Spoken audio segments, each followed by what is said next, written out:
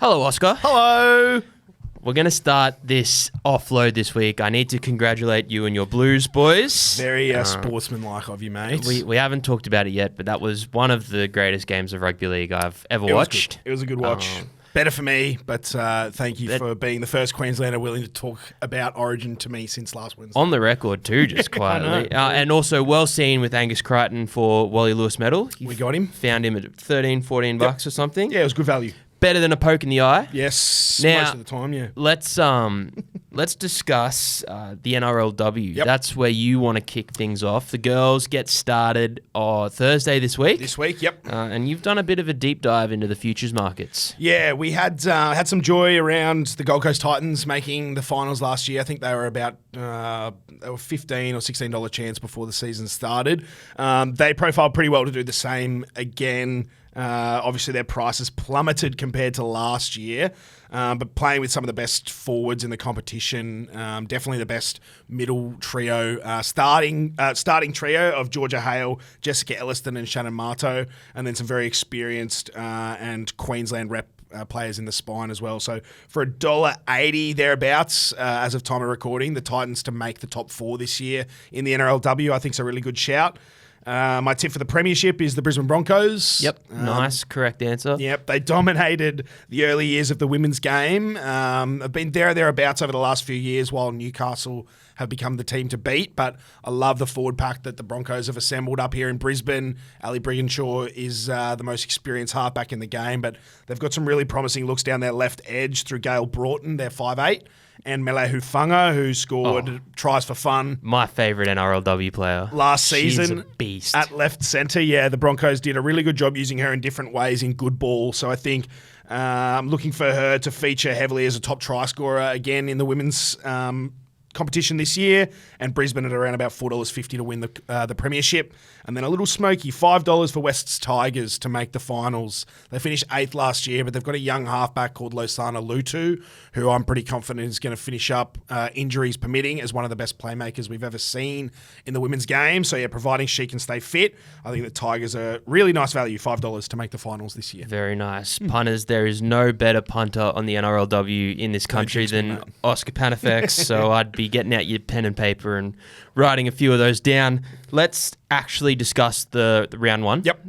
You've found a few tips this weekend that you like for the girls? Yeah, I'll be taking my notes and doing my homework over the first few weeks in terms of how teams like to attack and defend, where their strengths and weaknesses are. But just forecasting over round one of NRLW, I like Newcastle Knights at 1 to win against Sydney Roosters 1-12.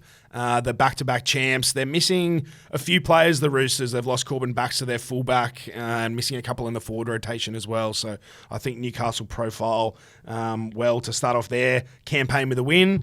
North Queensland Cowboys rank outsiders against Cronulla, but I think they're actually set for a bit of an improvement this season, particularly some established names in the spine. So I think the plus 11.5 line for the North Queensland Cowboys this weekend is good value. And then my Tigers, $1.94 head-to-head against the Raiders. I think they'll get the job done in round one. Your Tigers. My Tigers. Fascinating. Yeah, no bunnies in the NRLW, so I need a team. Fair enough. Yep. That's where you've gone? That's right. All right. Let's jump across to the blokes. Yep. There are some really interesting games this weekend. I think the one that stands out to me the most is Para versus Storm. Parramatta are $6.50 to win at the time of recording. The line's 17.5. This is a game where I'll be taking Storm 13+ and picking a few try scorers. Yeah. Can you try and guide me into a few try scorers here? Yeah, so Parramatta are missing Mitch Moses, obviously, out for the season with that pec injury, bicep, I think it was. Bicep injury. Torn bicep. The price you pay to win a famous State of Origin series. So moving on. Dejan Arce comes into the halves for Parramatta. Really good attacking player, but still, finding his feet, I guess, from a defensive perspective in first grade. Generally, when Dejan comes into the side for Parramatta, he goes onto that left edge, and Dylan Brown moves into halfback and goes onto the right-hand side of the field. The spaces around Arce, I think Melbourne will target. So looking at the Storm's right edge, Eli Katoa, Jerome Hughes, Nick Meaney, or Will Warbrick would be the names I'd be looking at there for the Storm if you wanted to throw together a little same game multi. Very nice. And the other one that we've got written down to talk about, it's a bit of a bird bowl. We've got the Roosters and the Chookies. Look, the Roosters are red hot this year. They have been, yeah. One of the better teams I've seen. Yep.